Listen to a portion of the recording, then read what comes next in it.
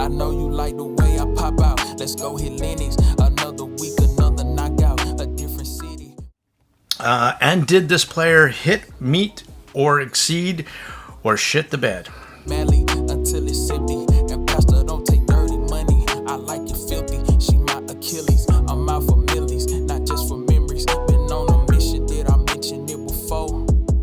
The fact that I got something I wasn't expecting. Did I mention it before? I can't be slipping till I'm reaping what I sow. Can you meet me where I'm at before I hit the top? How many years I put in this just trying to make it pop? Now, I'm feeling a bit spicy on this one. Had a purpose for they had opinions, but what hurts is when they close and know the most will speak on you the worst. I reminisce like every day cause I miss what it was. Try not to get caught in my memory and stuck in the mud. I used to drown it out with liquor, I kept me a buzz. Binging and faded to that same song, missing love. New motivation, now my eyes to be back. I have a love-hate relationship with this dap. About time to show face and give my people love. That's all I got and I won't waste it cause ain't in us here in this place enough. I know you like the way I pop out. Let's go hit Lennox. Another week, another knockout. A different city. My partner whip a 7-4 now. He think he Wimby.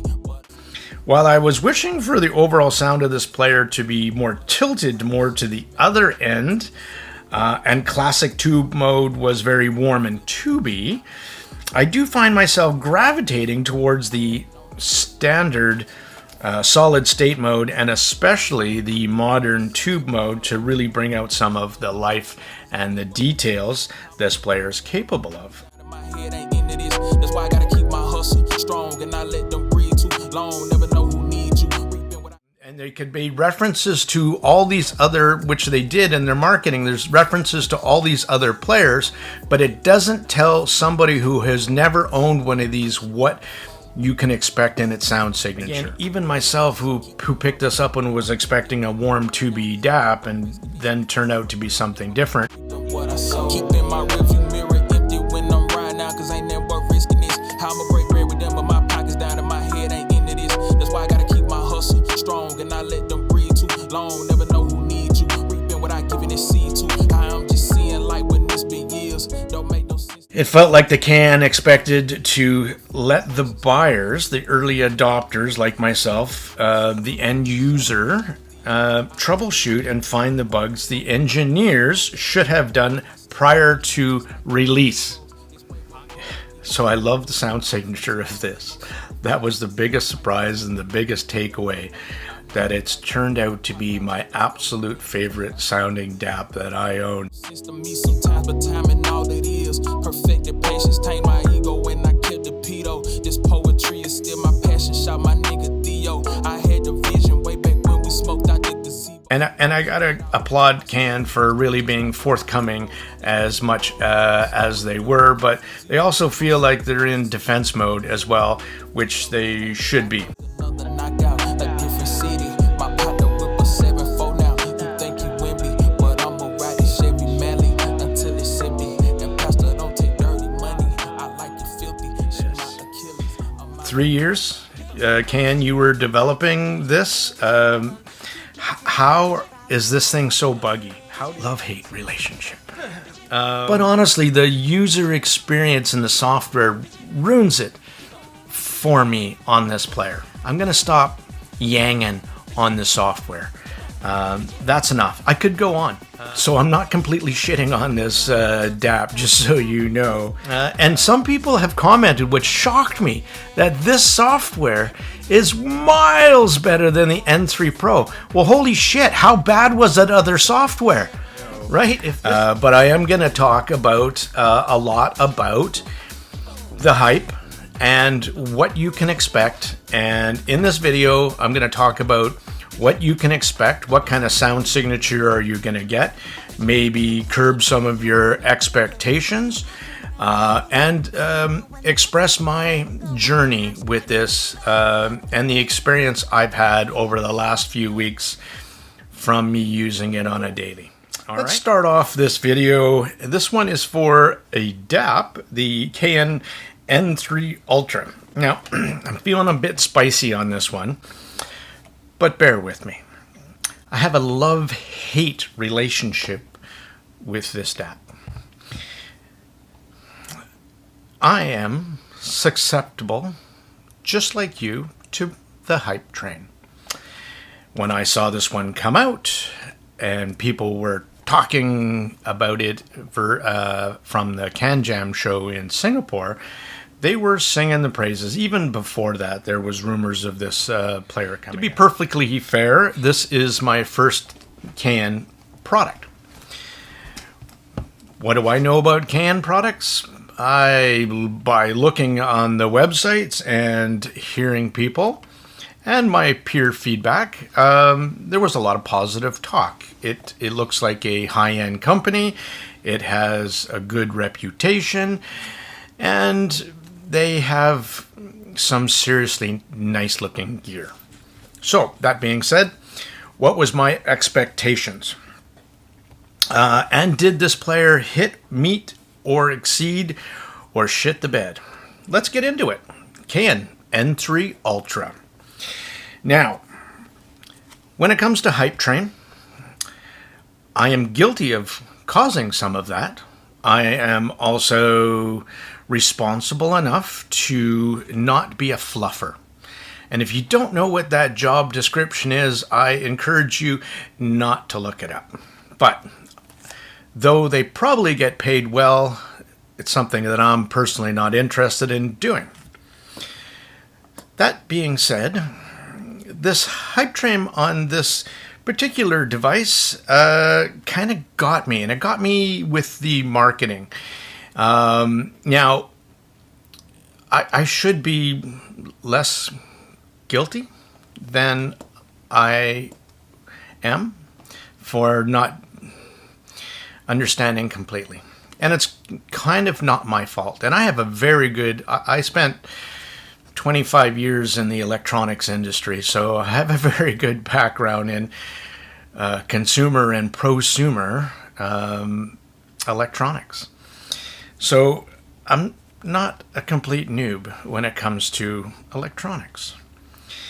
And when it comes to tubes, I've owned a few tube products. The X-Duo XD 605, I think it's called. I probably screwed that up. Anyway, and that was a tube hybrid amplifier. And I've also owned the Loxy P20, which I also liked as well. And I should have known also part of this is that those two weren't extremely warm and tubey. And when the Cayin N3 came out, I was thinking to myself, and reading all the marketing speak, as like, you know what? I have a Shandling M8. It is a warm DAP. I know that, because I know its sound signature extremely well. I've had it for a while. And I was thinking, oh man, you know what? Kind of be nice to have something even more, be like warm and tubey, right? And then I also at the same time bought the Shandling M5 Ultra, which is getting in its own review as well. And I also have a Astel & Kern Con Max. And I also have an Ibasso DX170. This is a DX90 as well. So you can see I have a bunch of sources. I just came off of doing the Hibby R4. Wonderful. $249 DAP. Well worth the money. Entry-level people, if you want one, that's the one to get. This is a review, Monk, about the Cayin N3 Ultra, so let's get into a bit more of that. And enough about the hype train. This one is marketed as 3 timbre modes with a unique take on a tube, and get this statement, tube preamp stage. That is something to remember. This is not a tube player. It has the tubes, but they're used in the preamp stage only. The amplifier section of this DAP is solid state. Okay, keep that in mind. Was I expecting this to be warmer than this? Yeah, I was kind of actually worried about that. I was worried, shit, did I actually go out and buy an overly warm DAP? And there was a lot of comparisons from Cayin and other Cayin users about some of their previous products. But here's the problem. If you've never owned one of their other products, you don't know what their sound signature is like.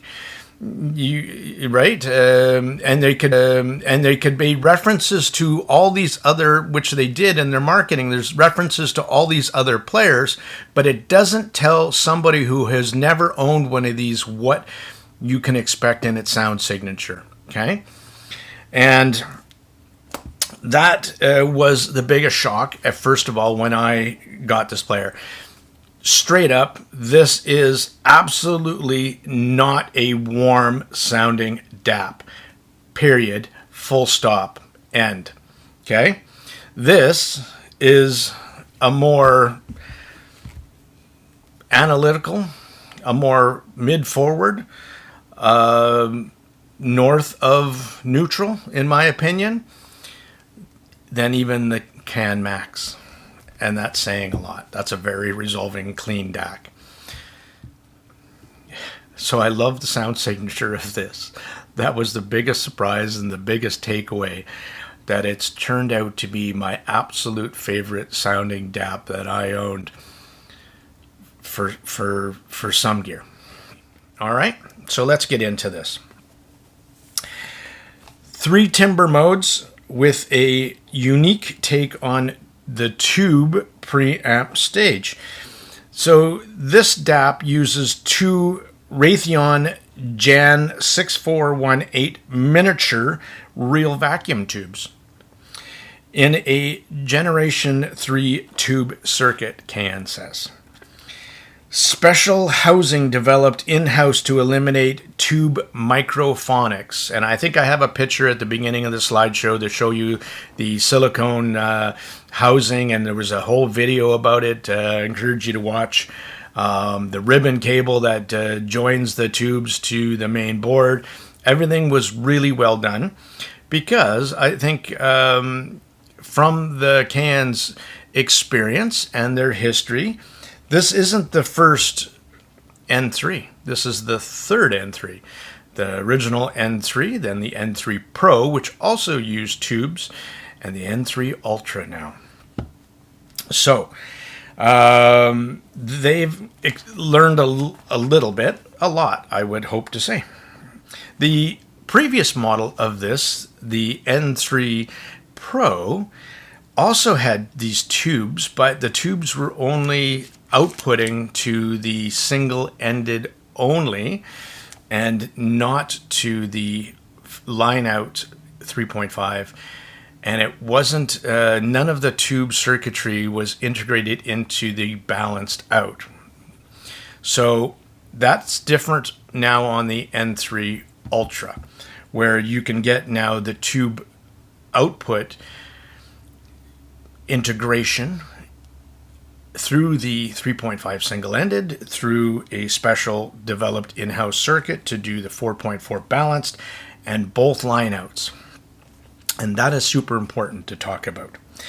The DAC that's used in this is the AK4493S, running in dual mono mode. Now that is exactly what my Geshelli Labs, my beloved Geshelli Labs JNOG J2 uses. And I know that that DAC chip in that DAC itself is very linear. It is very clean. It is very uncolored. It is very truthful. And this player is like that. Now, it uses a modern Snapdragon 425 processor with the Android SRC hugely, not just bypassed, but stripped out.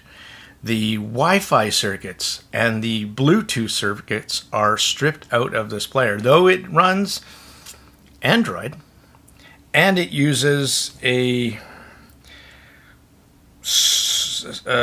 skinned version of Hibby software. We'll talk about that as well. That's what it's running. So some of the other features that I want to mention, it has a 10-band PEQ and a graphic EQ as well. So 2 different kinds of equalization for your twerky needs. It has a 4.1-inch TFT multi-touch display, and in my opinion, that display is ample for this size of DAP, which I gotta say is a great handheld size. It has the ability to go up to, and nothing else is mentioned in the support, for 1 terabyte micro SD card, where you can store your music only, because this player has nothing on board to store your music. It has some RAM on board, but that is only for operational use, and there is nothing available to you as an end user for that. The micro SD card is on the side, and when you slip the case on, it gets covered up.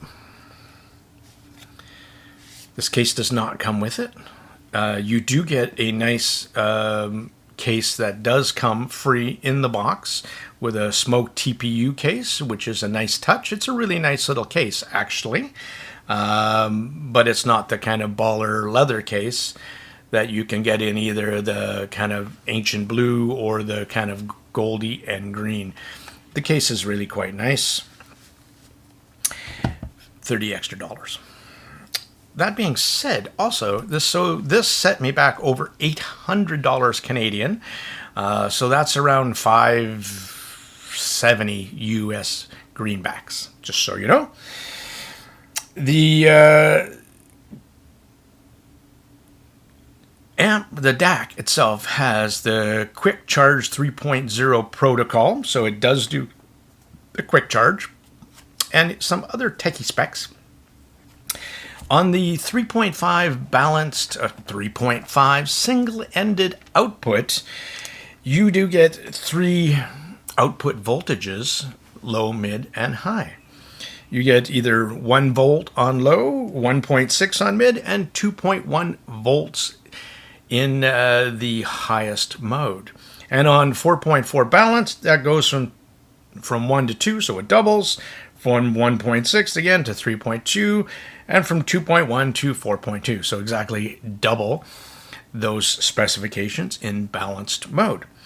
Now, that being said, the output volume for low out is fixed, but it's also based on your low, mid, and high gain settings. So if you were outputting this to low output, say on 4.4, which I did try, you would again get 2 volts line output to your other chain. Now let's talk about a little bit about the user experience and some thoughts.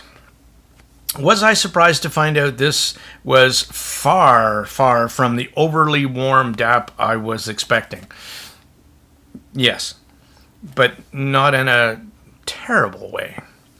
While I was wishing for the overall sound of this player to be more tilted more to the other end, and classic tube mode was very warm and tubey, I do find myself gravitating towards the standard solid state mode, and especially the modern tube mode, to really bring out some of the life and the details this player is capable of. In more laid-back gear, like, say, the Pula IM, the PAO2, or the Dunu Falcon Ultra, and now my favorite single DDs in the Twilight and the Himalaya, seem to have new energy and life that a warmer DAP like the M8 really doesn't bring forth. So there's my love for this player, and the fact that I got something I wasn't expecting, but man, do I love the way it sounds. Is there 3 distinct tunings? There is a discernible shift in timbre and tonality. I would say yes, but the difference may be less than you are expecting, so please curb your expectations on that. it's a subtle difference. In solid state mode, for me, has great width and the stage, tight bass, clean and articulate sound signature. Switch it to tube mode, and the overall presentation for me sounds more open and spacious. Stage has more depth, height especially, and solid state mode is focused more center stage in comparison.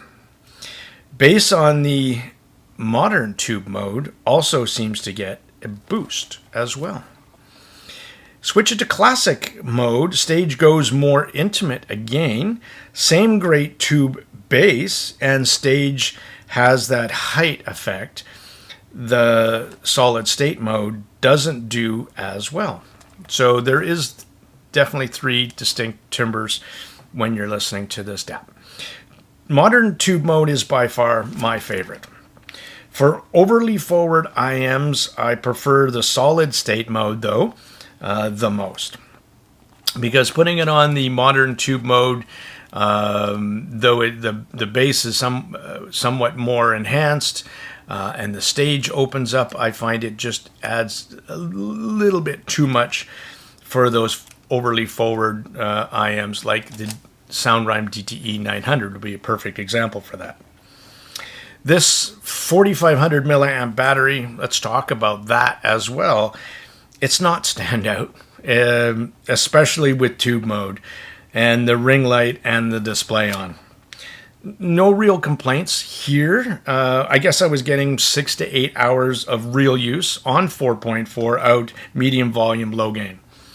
They rated 11.5 hours on single-ended mode, 9.7 hours on 4.4 balanced on solid state mode.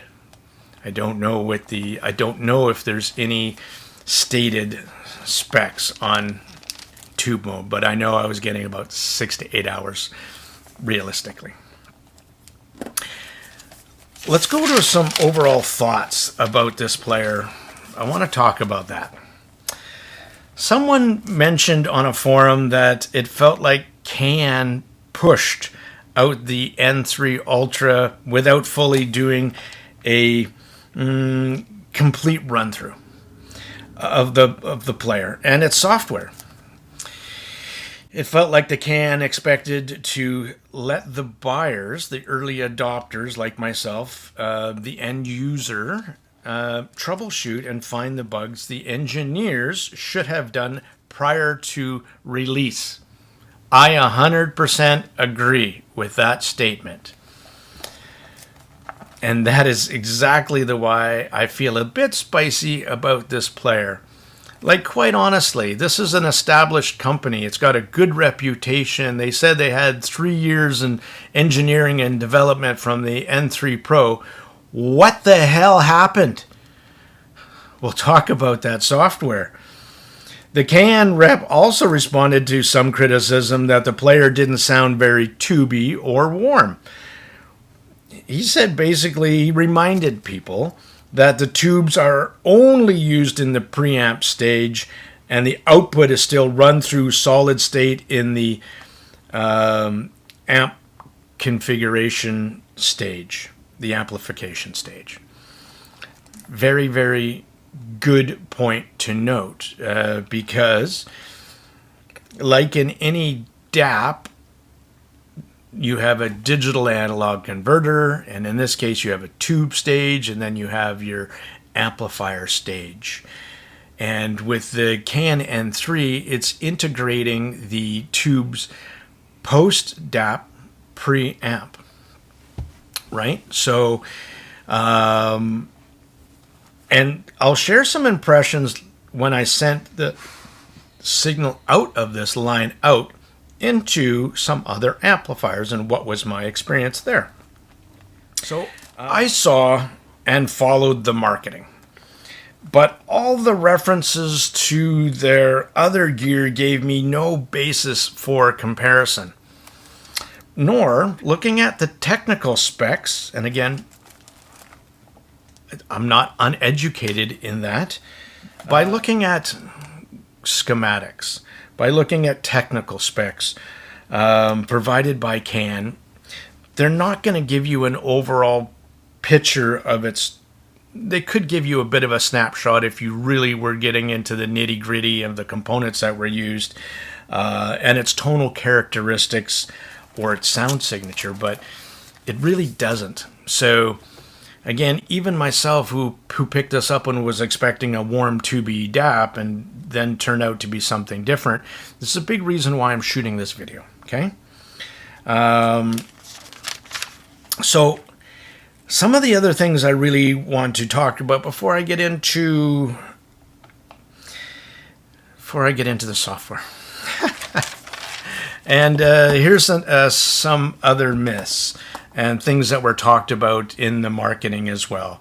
And I gotta applaud Cayin for really being forthcoming as much as they were, but they also feel like they're in defense mode as well, which they should be. Walking around, going upstairs, the microphonics of the actual tubes you can't pick up. They did a great job. That isolation, the silicone dampeners, thumbs up, fan grabbers.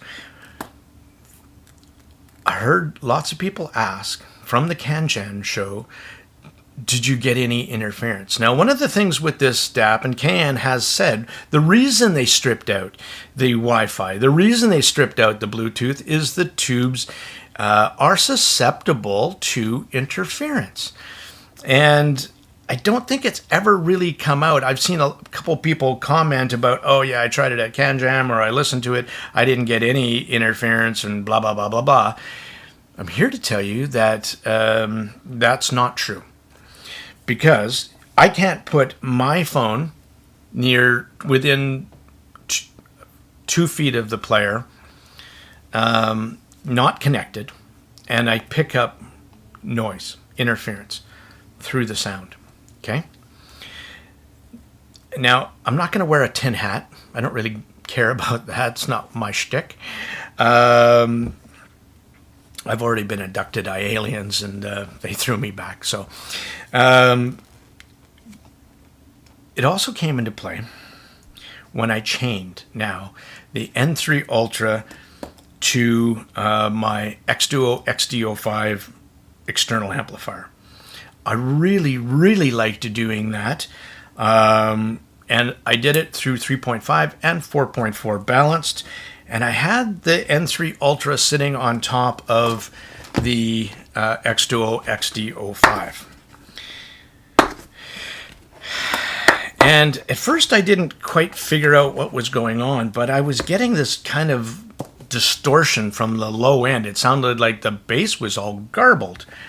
And when the two were sitting on top of like this, now I also used a seriously nice OTG cable that is shielded and has magnets on both ends. Okay, so I've done everything to mitigate interference coming from the line. So it's not coming from the line, it's being transmitted from the X-Duo XD05 Pro into or out of this, or one of these two, and because this is when using my amp, right? And you can hear the audible distortion. So that part of doing this doesn't make it as viable as any of my other DAPs that do that. And the other thing that drives me a little insane is the fact that the line outs are on the bottom of the DAP and they're on the back of the X-Duo XD05. So one of these has to be flipped either, right, to operate it.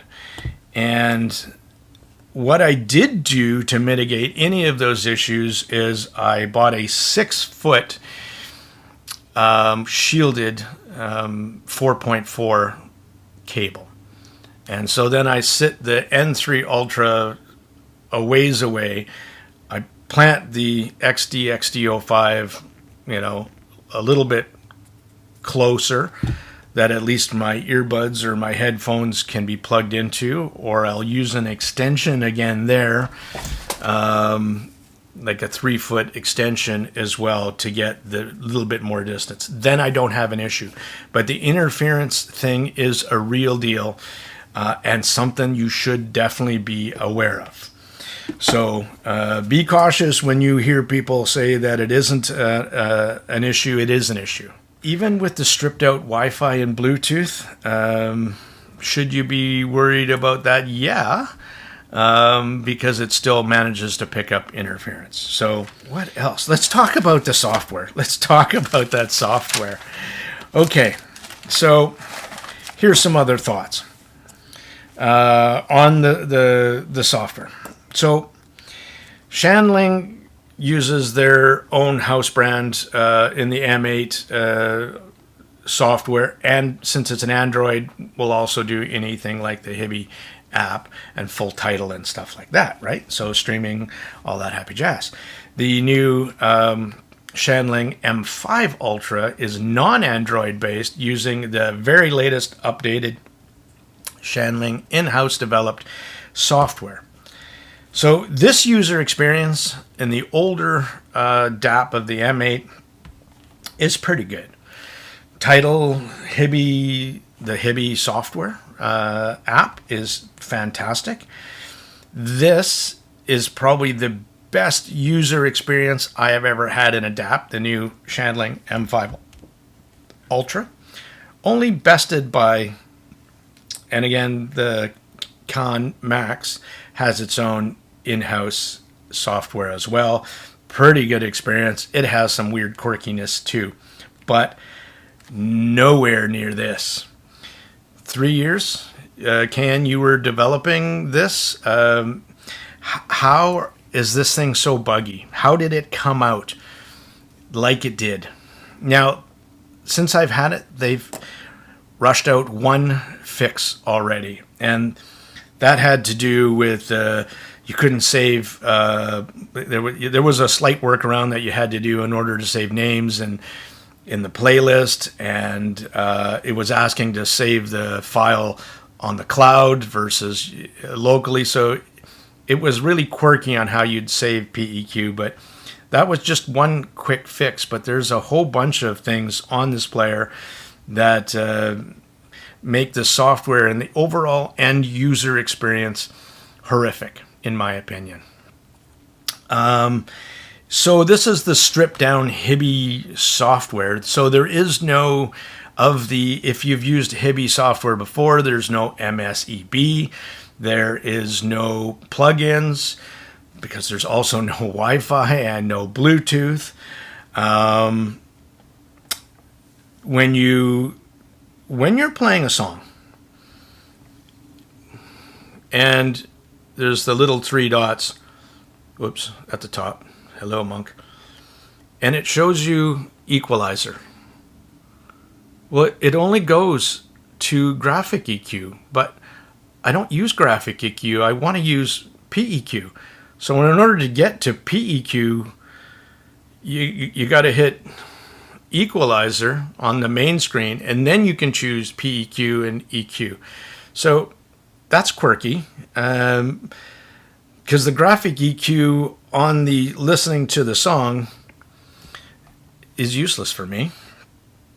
Now, the other thing that I said to my peer group too, which I thought was very odd, is this the only DAP music player I've ever had that you can't search for anything with a global search function, right? Everything else, you pull up a different DAP, I don't care who it is, Shandling, Abasso, whatever, and you want to find a song, right? Find anything. Find a playlist. Find whatever. The N3 Ultra doesn't have that, so you really just have to go to, you can look it up by album, you can look it up by artist, you can look it up by genre, or the folder. So it's a bit, no, it's not just a bit, it's a lot time consuming in order to find, say, a single track that you want to listen to and add it to a playlist. It is not an easy function to do that. It's not very user intuitive, that is for sure. Let's talk about that ring light. Now, there is a function on here under display. If you go there, no, that's not where it is.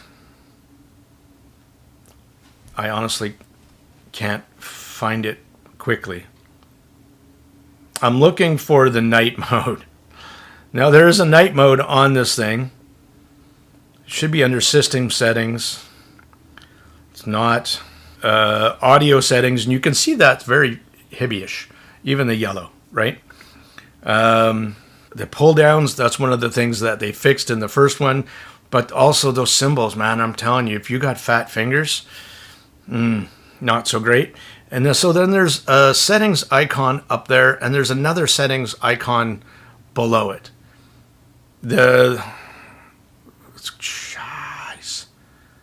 Yeah, so there's settings, and then there's a deeper menu of settings.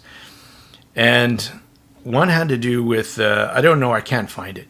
Had a night mode, and the night mode just basically turns this, it's like on your computer, it kind of turns it a bit yellow so it's easier on your eyes. So I thought that was going to actually dim that little ring light.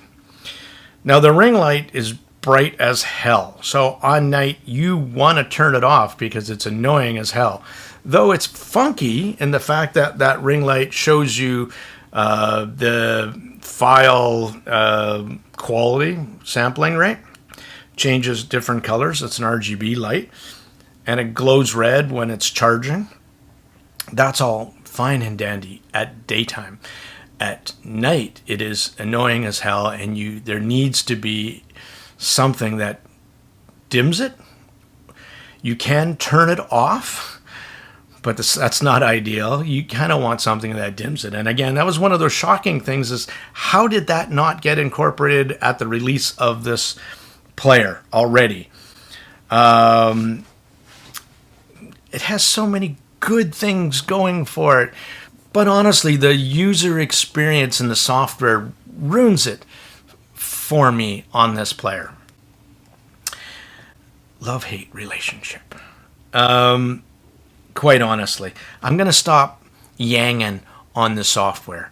That's enough. I could go on, but honestly, and some people have commented, which shocked me, that this software is miles better than the N3 Pro. Well, holy shit, how bad was that other software? Right? If this one is such a terrible experience, what was that other one like? And why would you put up with that shit? And how long would it take you to fix it? You've had years, Cayin, to fix this. There's no excuse. None whatsoever. Sure do love the sound quality, though. And I love what I do love. Okay? The lights. Hello.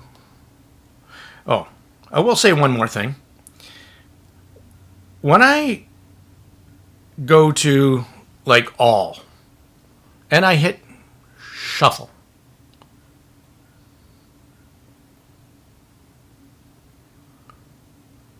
oh, there it is. Wow. Like 5-6 seconds. Sometimes it doesn't actually respond at all. Very, very laggy.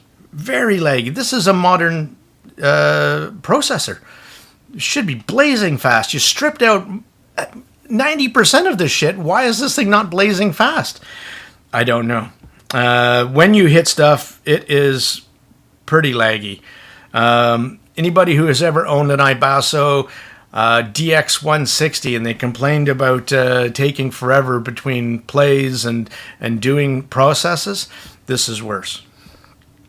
I hope it gets better. Hope it gets fixed. Should have been done before this thing was released. Didn't I say I was going to stop yanging? I did. Some of the stuff I love. I'll speak in a softer voice. if you're on Tubi mode,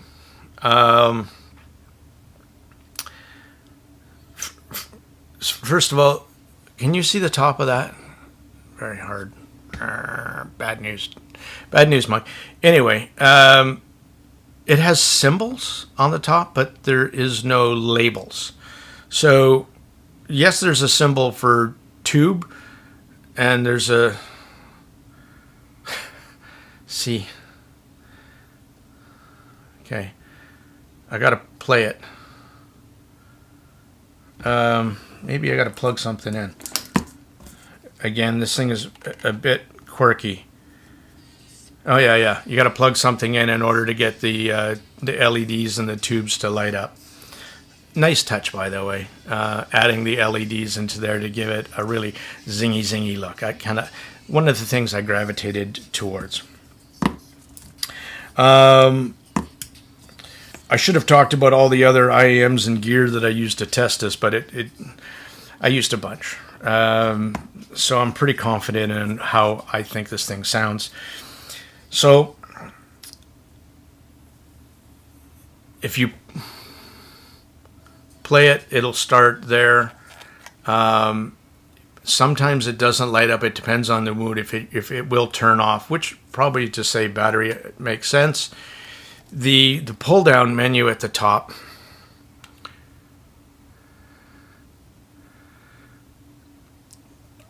there's only two ways to save your favorites, okay?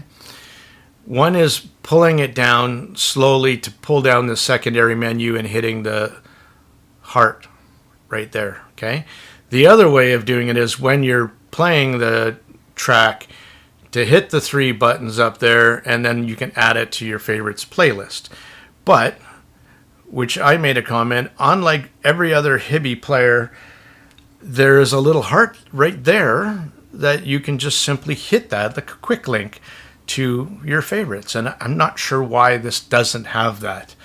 I have inputted much input on hi-fi guides and to the rep, but I haven't actually received a direct response to any of my feedback.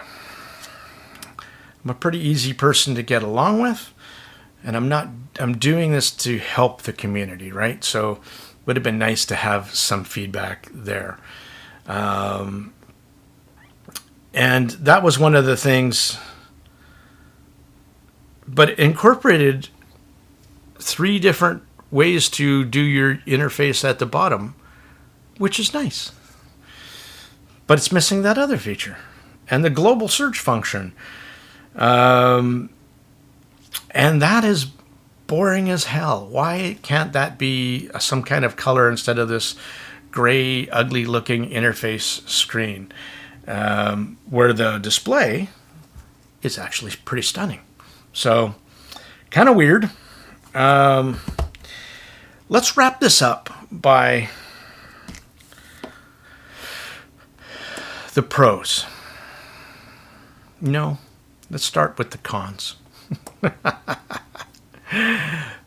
Software feels like you're the beta tester and you're debugging this thing and then waiting for Cayin to fix it.